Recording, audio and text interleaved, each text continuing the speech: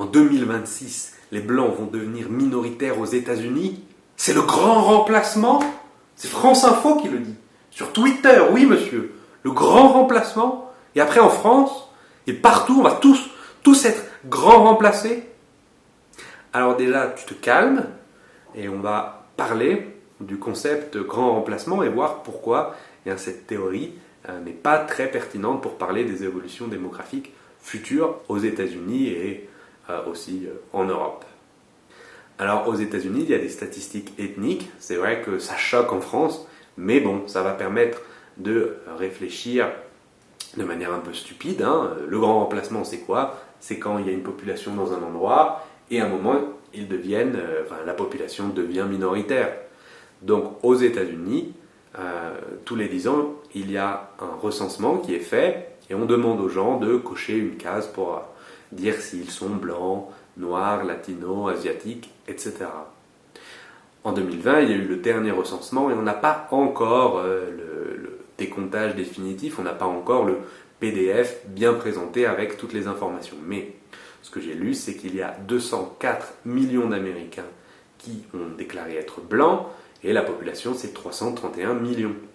Ça fait environ 61%, un peu plus. Alors peut-être que les chiffres vont encore évoluer, il faudra évidemment attendre le dernier décomptage. Mais en 2016, il y a un autre document qui montre à peu près la même chose. Donc là, c'est pas un recensement, mais c'était les estimations sur 2010, et puis ils font un travail de projection. Je pense que c'est quand même assez proche de la réalité. On a encore pour 2016 le chiffre de environ 61%. Et dans le futur, on voit en 2030, en 2060, que la population, elle diminue, et en 2060, il y a 44% d'Américains qui ont coché la case blanche.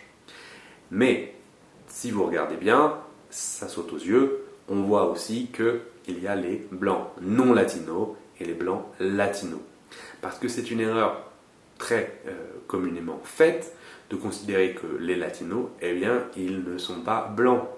Alors maintenant, c'est une ethnicité, et il y a des latinos blancs, des latinos asiatiques, des latinos noirs, et donc on ne peut pas considérer ça comme un groupe racial. Encore une fois, je sais que le terme, il est très connoté, mais maintenant aux États-Unis, les latinos, ils sont répartis en fonction de leur couleur de peau. Donc quand on coche la case latino, il faut aussi cocher une autre case. On voit donc que le nombre de blancs aux États-Unis est encore très élevé en 2060, 68%, parce que les latinos, ils sont aussi blancs. Les latinos, ils vont sur la première génération être très attachés à leur pays d'origine, mais s'ils décident de rester aux États-Unis, la deuxième génération, très souvent, ils ne parlent pas bien espagnol.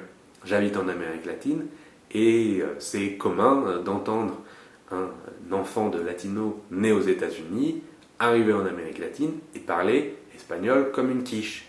Donc, ils sont déjà à la deuxième génération, ils parlent mieux anglais, donc c'est quand même un élément de la culture très important. Ils sont fiers de leurs racines latino, mais ils ne sont pas pour autant ancrés dans le pays. Ils vont rester aux États-Unis, ils vont travailler aux États-Unis, et la troisième génération, ils parleront encore moins bien espagnol probablement, et ils auront aussi encore plus la culture américaine chevillée au corps. Ça sera comme avec les Irlandais, il y a la Saint-Patrick, ils font la fête, ils sont contents.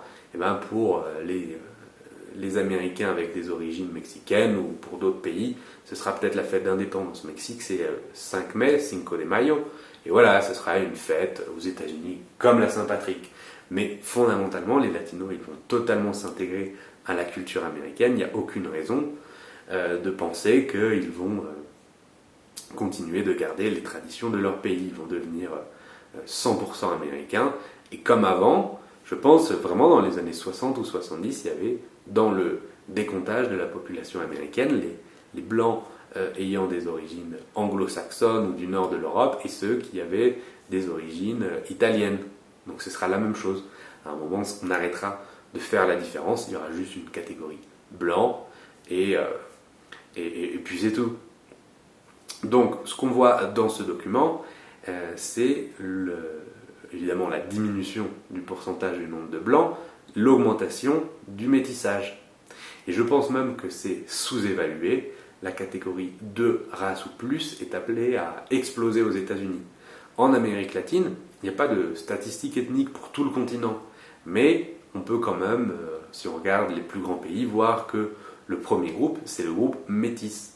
Au Brésil, entre 2000 et 2010, le pourcentage de blancs est passé de 55 à 47% environ, et en fait, c'est déclaratif, c'est pas que les gens, le nombre de blancs a chuté, c'est juste que les gens, ils se considèrent plus forcément comme blancs, mais comme métis. Et c'est ce qui va se passer aux États-Unis. Les gens, ils vont de plus en plus se considérer comme métis.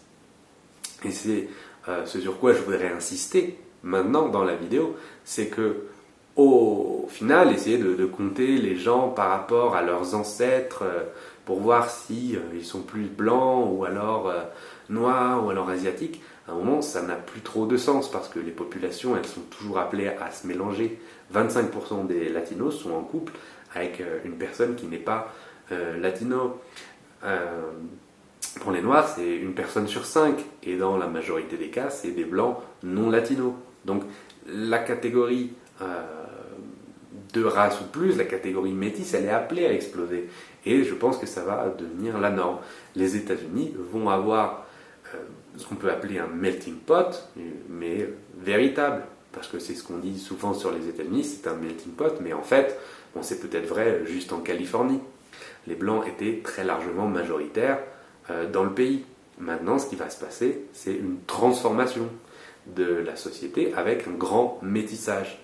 Mais le problème, quand on parle de grand remplacement, c'est qu'on a l'impression qu'elle va disparaître et que les populations qui arrivent, elles vont jamais s'intégrer, elles vont rester dans leur coin, et puis à un moment, elles vont gagner la course et devenir plus nombreuses que les autres. Et c'est pas ce qui se passe aux États-Unis, et c'est pas ce qui se passe en France. Les populations, elles se mélangent, et au final, oui, ça crée une transformation de la société, mais pourquoi est-ce qu'il faut appeler ça un grand remplacement ? Je pense que c'est juste pour faire peur. L'idée, la réalité, c'est qu'il va y avoir un grand métissage. Donc, dans un tweet de la bibliothèque Renaud Camus, il disait que oui, c'est pas seulement démographique, c'est aussi un problème culturel. Les Français de 2020 n'ont rien à voir avec les Français du XXe siècle. Et une personne lui répondait, bah oui, mais ça s'appelle juste le renouvellement des générations. Ça n'a rien à voir avec un grand remplacement. C'est juste un renouvellement des générations. Les gens, ils pensent différemment en 2020 qu'en 1968. En 68, ils pensaient différemment que les personnes des années 30 ou avant la Première Guerre mondiale. Le grand remplacement, c'est pas seulement une peur liée à un changement démographique, parce qu'on a vu qu'aux États-Unis, si changement il y a, c'est plus un métissage qu'un grand remplacement, mais c'est surtout une peur du changement. Ces personnes-là sont conservatrices et elles n'aiment pas du tout la possibilité qu'il y ait un changement ou même ne serait-ce qu'un métissage, mais plutôt que d'essayer d'utiliser des termes nuancés ou de parler de manière simple, raisonnée et factuelle, ils vont lancer un thème qui fait peur, un thème qui est choc pour pouvoir attirer, faire du clic et essayer de promouvoir leurs idées conservatrices, anti-immigration, mais ce n'est pas quelque chose de réaliste, ce n'est pas quelque chose de factuel, et c'est absolument pas ce qui va arriver. Alors très rapidement, sur la France, comme en France il y a moins d'immigration en pourcentage de la population qu'aux États-Unis, ça fait 50, 60, 70 ans qu'il y a des populations d'origine extra-européenne, c'est pas en France qu'on va connaître un grand remplacement au XXIe siècle. Mais c'est vrai, en France aussi, qu'on va connaître un grand métissage avec des populations d'origine extra-européenne. On a déjà intégré des millions de personnes d'origine européenne et on le fera avec des personnes d'origine extra-européenne. Ça va marcher et au milieu du XXe siècle, du XXIe siècle, on aura une société plus diverse et plus métisse. Mais ça ne veut pas du tout dire qu'il y aura un grand remplacement, ça ne veut pas du tout dire qu'on doit accepter ce terme.